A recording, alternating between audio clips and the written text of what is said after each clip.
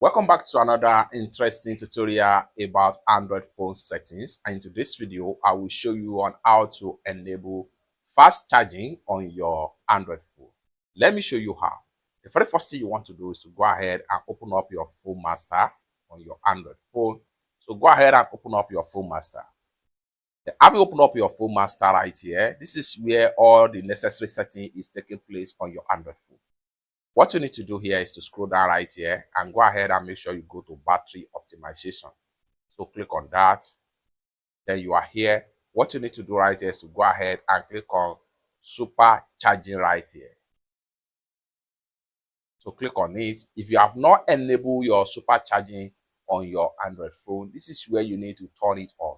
Once you turn it on, you will be asked to connect your charger.